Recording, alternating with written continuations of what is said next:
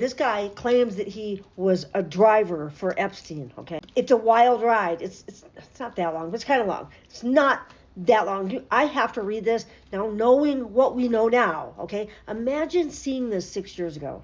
After this guy's last post, 8 hours after this anonymous posted this article I'm about to read to you, Ghislaine Maxwell was arrested. Could be a coincidence?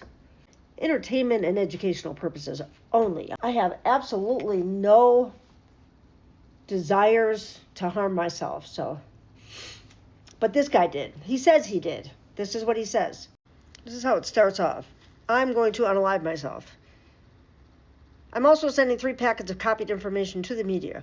1 to CNN, 1 to MSNBC, and 1 to Fox News. You all will have to see which one tells the truth about the information they receive and who doesn't.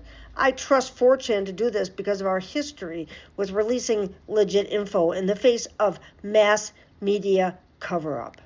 Saying, you guys, the deeper I get into the Epstein files, we only have 50% of the Epstein files released at this point. Bondi admitted to that. So he says, I have been a professional driver / security guard for a circle of very wealthy people for almost 8 years. I started working the door at a private gentleman's club outside of the D.C. area. From that job, I was introduced to some employment managers for Jeffrey Epstein. Because I had experience as both a cab driver and a bouncer, as well as always overlooking and keeping my mouth shut about the dope and the working girls that my employers at the club profited from, they thought I'd be a good fit to work the weekends for Mr. Epstein. At first, I didn't do very much. Definitely nothing important. I would run errands mostly and do anything my manager, who reported directly to Mr. Epstein, wanted me to do.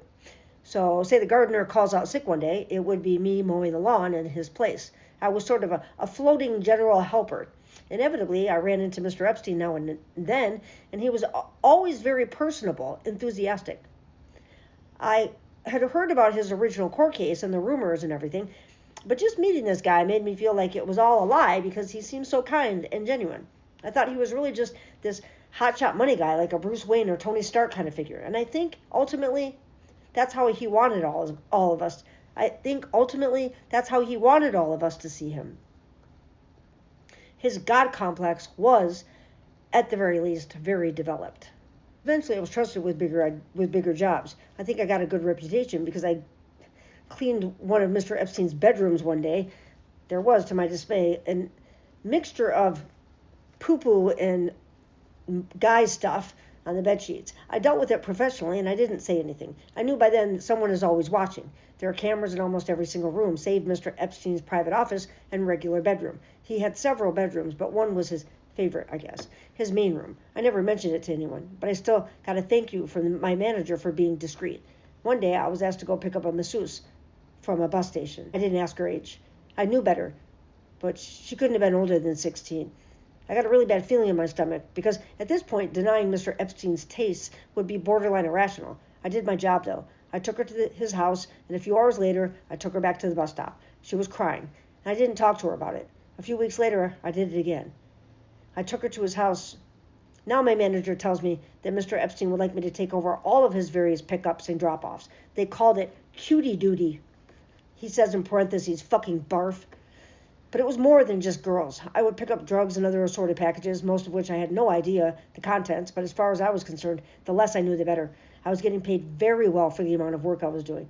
In a given day, I spent 3, maybe 4 hours doing anything that could be considered work. The rest of the time, I either sat in my car browsing 4chan on my phone or inside pretending like I was rich and this was my house. For this, I was being paid $75K a year, more than I'd ever hoped to have made in my whole life. When I took over doing most of the driving, it went up to 115. Every time my job became more illegal, the money would get better. That's his tactic. He knows that people will do just about anything for the right price. I just want people to know, I guess, that call it a public confession because I'm guilty. I guess I don't care that much because I'm going to be unalived. I've done things I can't forgive myself for, and I think they'll have me unalived anyway, so I'm going to do it on my own terms. Anyway, Mr. Epstein is very shrewd. He pays you a lot, but not enough for the shit you have to do. And he tries to find the absolute least amount he can pay to keep you doing it. For me, disgracefully, that was around $150K. I stayed on cutie duty for about 4 months, and then Epstein took a trip abroad, and he loaned me out to another family, the Romneys. Now keep in mind, I never met Mitch Romney, and I don't think I even worked for him. I just worked for the family. I reported to an employment manager as usual. I was tasked with driving a young man named Cole around wherever he wanted. Cole was probably 22, and already his license had been suspended for drunk driving. He lived in a huge house out in the middle of nowhere outside Boulder, Colorado. Man, it was beautiful. If I could have stayed there forever, I would have. I suspect it was a vacation cabin, mansion, he said in parentheses, owned by his parents. But I digress. Every weekend we would drive into the city. He would get shit-faced drunk, find a woman or a working girl, and then take her back home. And then I'd take us all back home. Cole was a total piece of shit. If you remember Scumbag Steve, just imagine if Steve's parents were multimillionaires, if not billionaires, and you get the idea. After a typical Saturday night, I report for duty 8 a.m. sharp, knowing damn well that Cole isn't going to drag his ass out of bed until at least 3 p.m. Here he comes, hobbling down the driveway in his socks to my car. He usually texts when he's up, and I come inside and start cleaning up his messes. No text today. He comes over to his car as I'm stepping out. He says, hey, buddy, we kind of got a problem, but, it's not a big deal. Okay, what? Let's see it. We go inside, upstairs to his bedroom. His girl from last night is lying face up, and her mouth open, pooled with vomit. She's most definitely unalive. As far as I can tell, she, overdid on whatever combination of shit they were doing the night before. And then maybe passed out, barfed and suffocated. You get the idea. I'm absolutely flipping my shit, and I've got a phone out dialing 911. Cole slaps it out of my hand and says, and told me to hold on. He said he can't get in trouble because it will look bad on his family. I said, Cole, you've already been getting into trouble. He says he knows, just not that kind of trouble. He says I'll get a big bonus if I just deal with it myself. Now, I'm way out here in the middle of nowhere, and the implication from day one of my employment in this circle has been that if I mess up, I might suffer harsh consequences. I know what I did here was wrong. I know that, and I'm sorry. I asked him what I was supposed to do. He says, just wait. He gets a different phone out of a drawer and starts making calls. After a few minutes, I'm waiting in the hallway. He's casually pacing around the corpse. He gives me GPS coordinates. 39.982602-105.615416. Now that's what's here. I don't know if they were for a little spot off 111 out in the mountains. I'm supposed to wrap her up, take her there, and drop her off. He said there would be guys waiting there to take her. It's a long drive, and I don't look forward to it one bit. So I wrap her up in his comforter. He stops me. Bro, he says, bro, not that blanket. That's like the softest blanket in the world, dude. No way. And he gets me a different blanket from the closet. Fucking real gentleman, Cole was.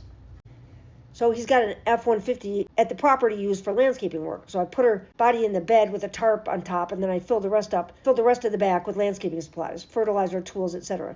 I tried to make it look really natural and boring. I'm shitting bricks. I can't believe I'm actually doing this.